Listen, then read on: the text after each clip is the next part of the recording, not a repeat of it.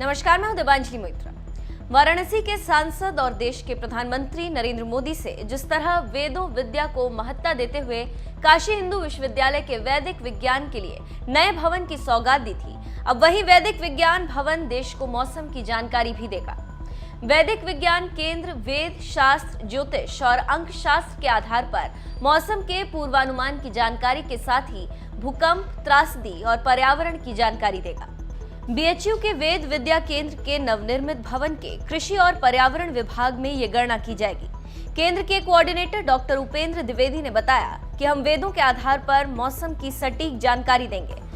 आधुनिक विज्ञान से पहले हम ऋषि मुनि इसी तकनीक का प्रयोग करके जलवायु का पूर्वानुमान लगाया करते थे। अब काशी हिंदू विश्वविद्यालय का वैदिक विज्ञान केंद्र यही करेगा। देखिए, वैदिक विज्ञान केंद्र में 7 अनुभाग पहले से ही निर्धारित हैं और इसका मुख्य प्रयोजन है अनुसंधान, और अनुसंधान में जो प्राप्त विषय हैं उन पर अध्ययन, अध्यापन और समाज में उनकी प्रयोगधर्मिता को बढ़ावा देने। तो जहाँ तक मौसम विज्ञान के क्रम में है, मौसम विज्ञान के क्रम में हमारे यहाँ वैदिक साहित्य में, वेदों में अनेक प्रकार के साहित्य उपलब्ध हैं जिनके आधार पर हम मौसम का सटीक जानकारी हम ज्ञात कर सकते हैं, जिसमें कि वर्षा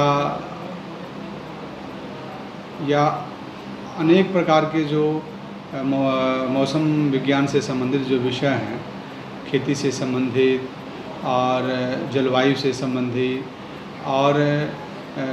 और भी अनेक जो दैवी आपदा जो होती है उनके संदर्भ में भी हम जो आधुनिक विज्ञान यंत्रों के माध्यम से जो पूर्वानुमान करता है वह हमारे यहाँ वेदों में, वैदिक साहित्यों में, वेदांगों में विभिन्न प्रकार के तकनीकी हैं, जो तकनीक बताए गए हैं उनके आधार पर हम पूर्वानुमान कर सकते हैं।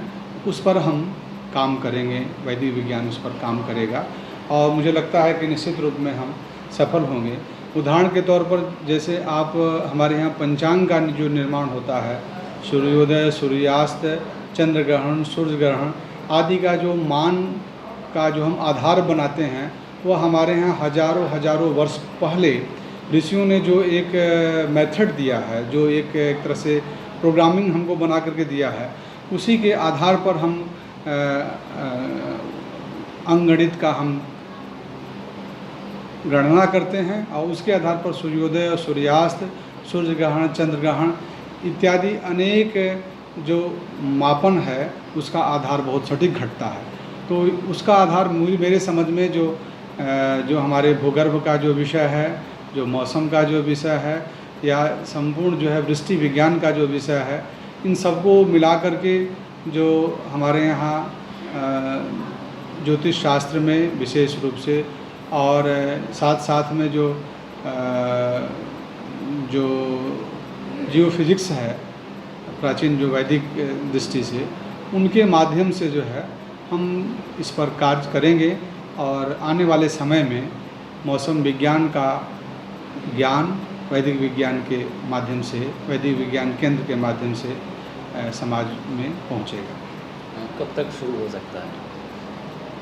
देखिए, सबसे बड़ी चीज़ है कि आदमी जो सोचता है उसको करने में समय लगता है। हमारे यहाँ अभी जो भी chair professor, visiting fellow, research assistant इत्यादि के जो अभी तक नियुक्तियाँ हो नहीं पाई हैं, प्रक्रिया चल रही है, लॉकडाउन के कारण से प्रभावित हुई है।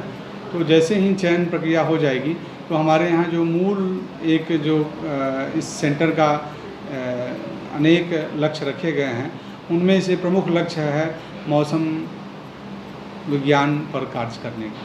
तो हम उसको, मुझे लगता है कि अगले 1-2 वर्षों में यह हम उस कार्य की ओर हम अग्रसर हो जाएंगे। वाराणसी से शिवम गुप्ता की रिपोर्ट।